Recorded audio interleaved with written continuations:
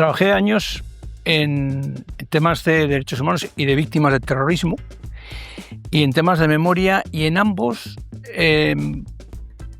mi papel fundamental, o dentro de las funciones que desempeñaba, estaba el contacto con asociaciones, bien de víctimas del terrorismo, bien asociaciones de memoria.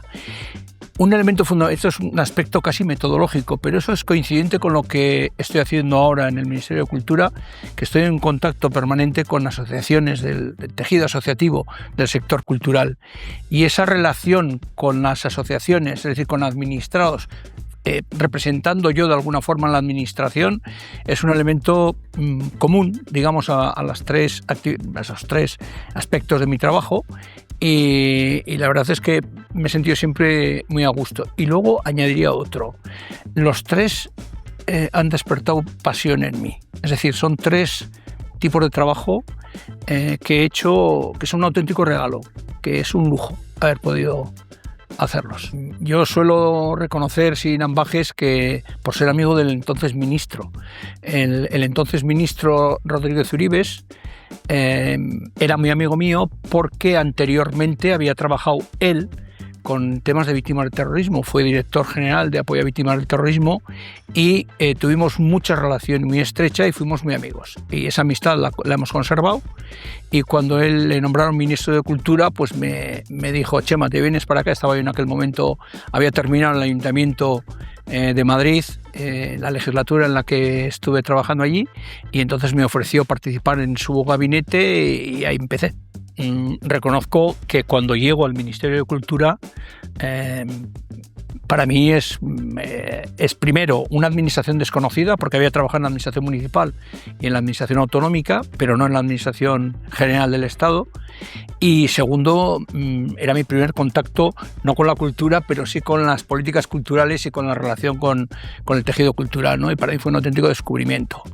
Es verdad que al principio no tanto, pero cuando empecé a trabajar ya con los asuntos relacionados con el Estatuto del Artista, sí te permite bucear y profundizar en una realidad que habitualmente el ciudadano no conoce, porque el ciudadano conoce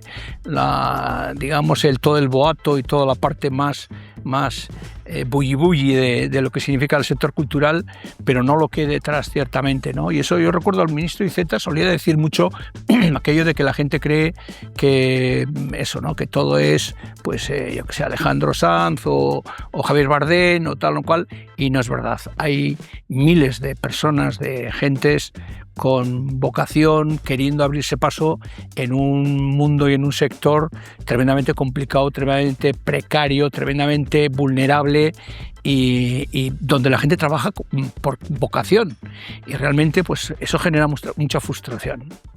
Para quien no conozca lo que es el Estatuto del Artista, empezaré diciendo que lo que no es una ley, no es un cuerpo legal, a pesar de que su nombre pueda hacer pensar en ello. Es un conjunto de reformas legislativas que regulan el marco de las actividades de los artistas y los trabajadores de la cultura. Es decir, los marcos legales que regulan esa actividad en el ámbito fiscal, en el ámbito laboral, en el ámbito de seguridad social, tienen que adaptarse a las características específicas de esa actividad cultural para que el resultado sea mucho más justo y mucho más equitativo, y es precisamente eso en lo que consiste el Estatuto del Artista, en las recomendaciones de reformas legislativas para adaptar los marcos legales a la realidad de las características que tiene esa actividad de los trabajadores de la cultura. Este conjunto de recomendaciones afectan a marcos legales como es el fiscal, el que tiene que ver con todo el tema impositivo, el laboral, que regula las relaciones laborales, y el de seguridad social o protección social, que afecta tanto a los trabajadores por cuenta ajena como a los trabajadores por cuenta propia. También hay aspectos de educación que son importantes y que también forman parte de ese conjunto de recomendaciones.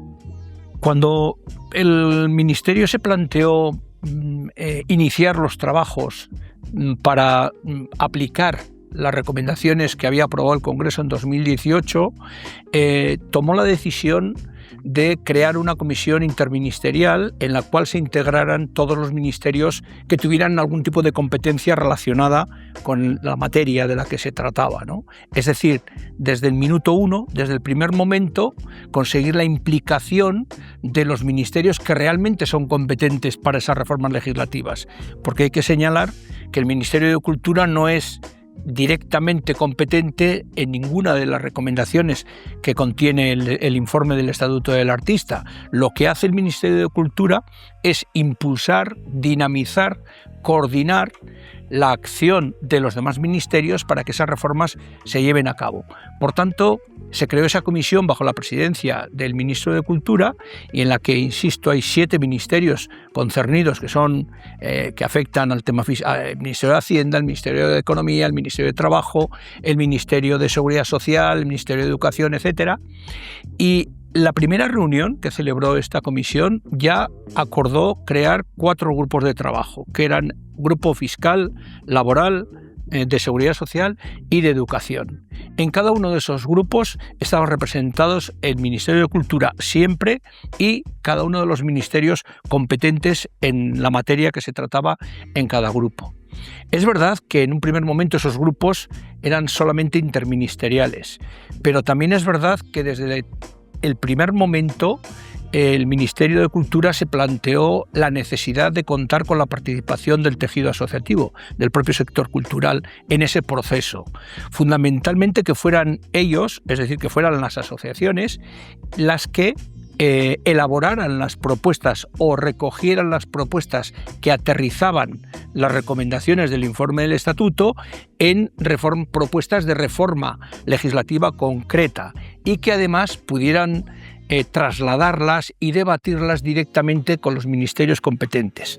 Por eso se abrió cada uno de esos grupos a la participación de representantes del sector cultural, del tejido asociativo.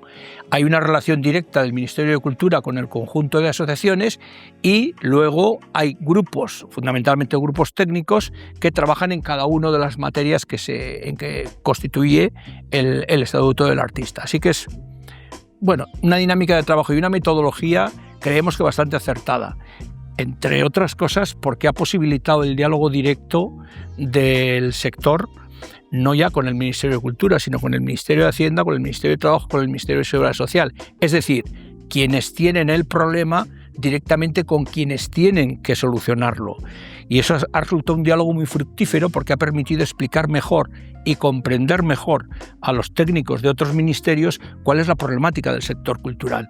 Eso no quiere decir, no ha garantizado el resultado exitoso al 100%, pero sí ha permitido avances importantes. La reforma del tratamiento de las rentas irregulares en el IRPF, el impuesto sobre la renta de las personas físicas para los artistas y trabajadores de la cultura, es bastante relevante. Era una medida importante y que reconoce cómo la irregularidad en los ingresos que tienen los artistas y los trabajadores de la cultura, porque trabajan por proyectos, porque unas veces hay un ejercicio que ganas mucho, otros que ganas poco, y para que ese tratamiento fiscal sea más equitativo y más justo, se estableció una medida que era, técnicamente es la exención de un 30% de los ingresos cuando tienes unos rendimientos muy altos. Permite, insisto, que ese tratamiento fiscal sea más justo y más equitativo, y es una medida relevante. Es verdad que no se han conseguido demasiadas cosas más en Hacienda.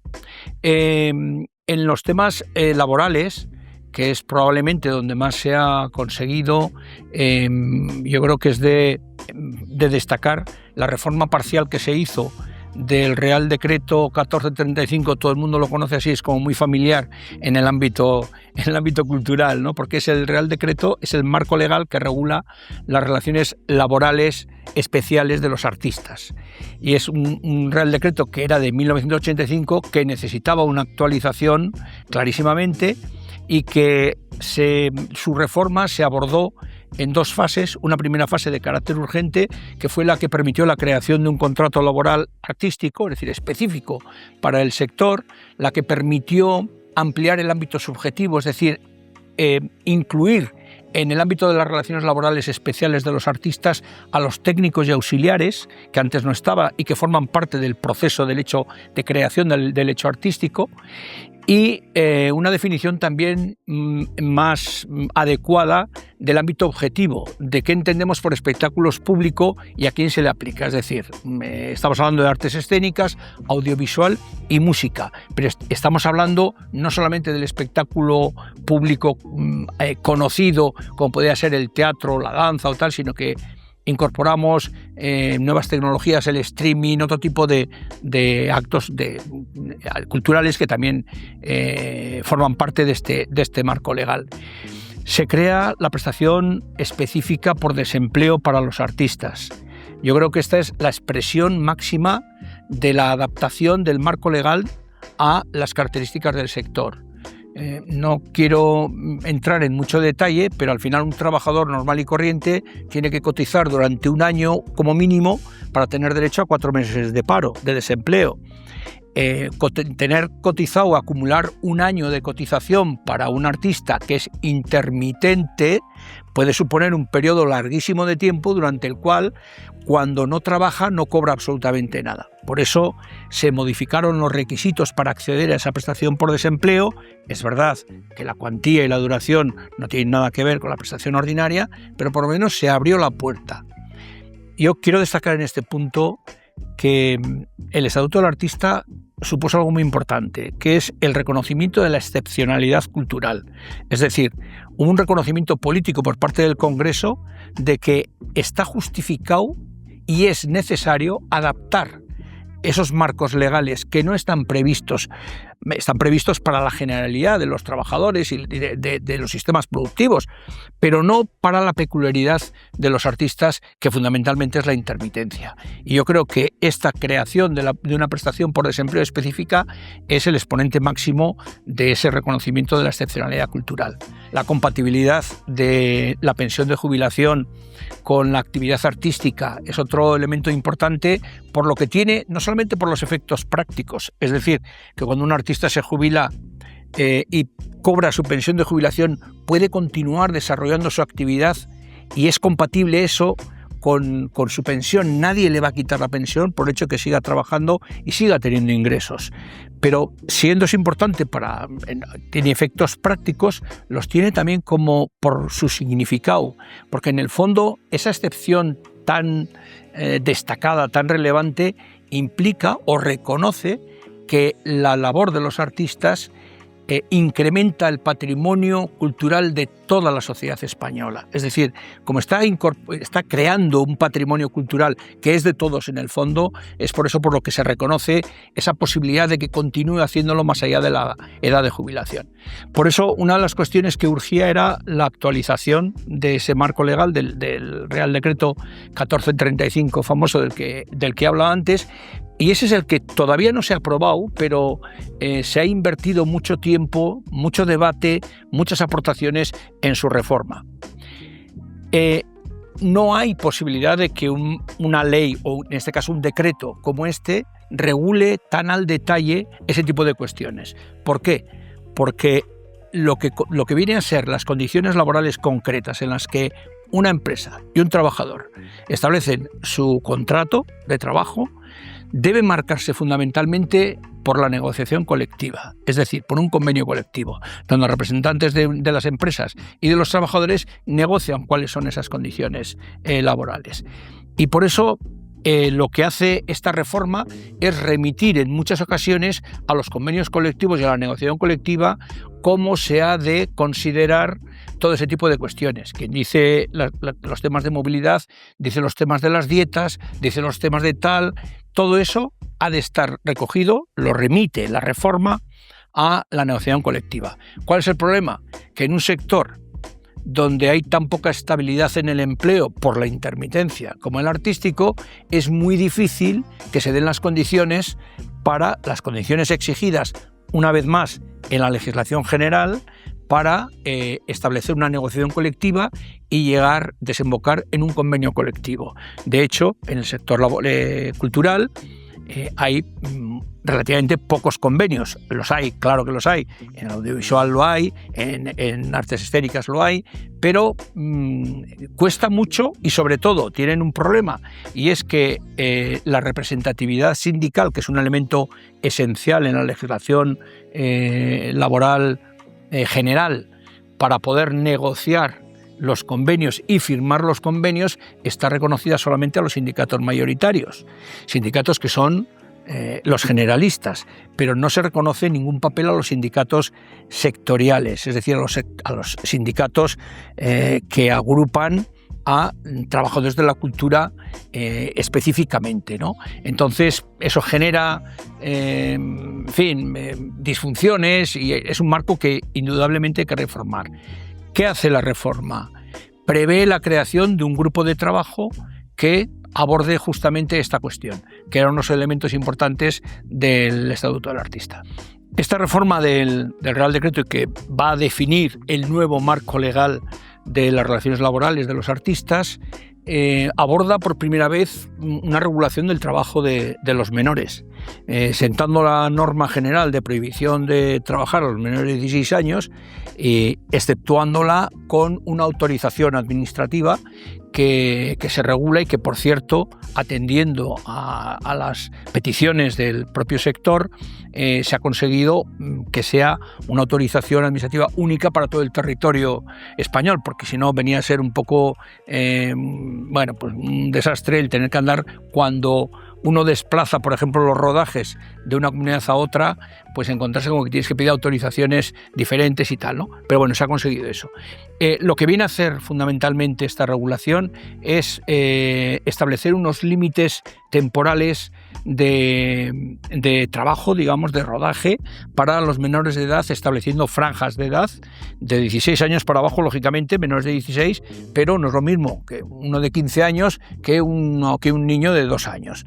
Entonces, en función de las edades, se establecen diversos tramos con unos límites temporales diarios o semanales que además permitan la conciliación entre lo que sería esa actividad laboral, vamos a denominarla, con su actividad social y educativa ordinaria. Y habiendo siempre una empresa que es la que asume esa responsabilidad. Entonces, esto es como un pequeño estatuto de los trabajadores aplicado al ámbito de la cultura, pero dejando siempre y además alimentando, procurando que todo esto fomente la negociación colectiva para que surjan convenios colectivos que permitan establecer esas condiciones de trabajo. Todo lo relacionado con los trabajadores autónomos ahora mismo es como un agujero negro en el desarrollo del Estatuto del Artista. Hablando fundamentalmente de seguridad social, porque hay otros aspectos como el del tratamiento de las rentas irregulares o la compatibilidad de la pensión de jubilación, que se les aplica también a ellos. Pero en la protección social es uno de los grandes déficits que presenta en este momento el desarrollo del Estatuto del Artista. No hemos conseguido establecer una negociación con el Ministerio de Seguridad Social que nos permita abordar esta cuestión y hacer exactamente lo mismo que se ha hecho con el régimen laboral, es decir, con las relaciones laborales, trabajadores por cuenta ajena, que es adaptar el marco legislativo a una característica fundamental de la actividad artística, que es la intermitencia. Bueno, pues eso mismo es lo que se pretende en el régimen de cotizaciones, por ejemplo, del trabajador autónomo, fundamentalmente porque el trabajador autónomo cuando trabaja no cobra, y cobra cuando deja de trabajar. Y cuando no cobra, como está trabajando, tiene obligación de estar de alta. Si no está de alta, no está protegido. En fin, eso impide que se creen vidas laborales suficientes para tener luego derecho a unas prestaciones y en definitiva a una protección social. Eso es un problema enorme, gravísimo, y la verdad es que solo puedo mostrar mi impotencia en este momento por no haber sido capaces todavía de conseguir que eso estuviera por lo menos en la mesa de trabajo y de negociación. Bueno, la reforma laboral de la que estamos hablando a lo largo de esta entrevista aborda un elemento importante, como es establece la obligatoriedad de que las empresas cuenten con planes de igualdad y con protocolos contra la violencia y el acoso sexual. Es decir, ya no hablamos de recomendaciones, sino hablamos de obligatoriedad, fundamentalmente. Yo creo que hay una sensibilidad muy clara por parte de todos los intervinientes para que este aspecto sea suficientemente tratado y se pongan todas las medidas de prevención necesarias para intentar evitar que esto suceda, ¿no? Y yo creo que esa obligatoriedad recogida en el marco legal, yo creo que ayuda, aunque suponga una carga para algunos, pero yo creo que es muy conveniente y está muy bien. El marco legal reformado, es decir, la reforma laboral de la relación laboral de los artistas, prevé, junto a la creación de un grupo de trabajo para tratar los temas de representatividad sindical, otro que abordará las cuestiones referidas a la transición profesional. Son, al menos, que esté prevista la creación de esos grupos en la propia ley, garantiza que en algún momento se pongan en marcha. Es un compromiso, denota un compromiso. Es un anuncio, no es una realidad. Los grupos no se han puesto en marcha, pero por lo menos es algo que puede ser exigible. Es decir, al gobierno se le podrá decir, cuando se apruebe este Real Decreto, se le podrá decir: aquí te has comprometido a crear estos grupos y por lo tanto habrá que empezar a trabajar en ello. Pero indudablemente la cuestión de la transición profesional en un sector como el cultural, sobre todo en determinadas profesiones culturales que tienen una vida corta, pues por las exigencias físicas o por lo que sea, son imprescindibles la creación de itinerarios y de pasarelas que permitan una continuidad, por lo menos en el ámbito laboral. Y yo creo que eso, con la colaboración del SEPE, con la colaboración de educación, fundamentalmente, yo creo que se pondrá en marcha. No hay un plazo establecido, pero es que tengo la sensación de que, aunque hubiera algún plazo establecido, tampoco sería algo muy... En fin, lo de el cumplimiento de los plazos es como un chicle, es un poco como una plastilina. En general, en la administración tal vez un poco más. Cuando las obligaciones son para la administración, cuando las obligaciones son para el administrado, los plazos son muy estrictos. Pues, dicho eso, no hay un plazo, lo que tiene que haber es un compromiso político. Y lo que en este momento hay es un compromiso político para seguir trabajando en el desarrollo de todo este tipo de medidas. Si tuviéramos que hacer un balance y pensar en las cosas que todavía quedan pendientes en el desarrollo del estatuto, además de lo que ya he mencionado antes del tema de los autónomos, que para mí es lo nuclear, lo esencial, quedan aspectos importantes también desde el punto de vista fiscal. Hay una revisión del catálogo de deducciones del IRPF pendiente. Hay deducciones que un artista no puede realizar hoy, gastos que no puede realizar y que debería poder, o algo mucho más fácil, por ejemplo, para el autónomo, y es que cuando alguien empieza a trabajar en un proyecto y tiene que realizar algún tipo de investigación, de preparación, de un viaje, de no sé qué, empieza a realizar gastos, pero todavía no está dado de alta en ningún sitio. Si no se ha dado de alta, no puede imputar estos gastos, no los puede deducir para determinar cuál es el rendimiento de su actividad. Bueno, ese tipo de cuestiones que son como muy específicas del sector cultural están todavía pendientes. Está pendiente de cerrarse una revisión del catálogo de enfermedades profesionales y que habría de permitir actualizar ese catálogo incorporando algunas cuestiones y llamando la atención de las mutuas de trabajo sobre la adecuada aplicación del actual catálogo a profesiones que a lo mejor pues tienen un punto de desconocimiento para ellos y que son muy específicas dentro del mundo cultural. Yo creo que eso es un poco lo que fundamentalmente queda. El Estatuto del Artista fue como yo tengo la impresión de que fue como un espejismo.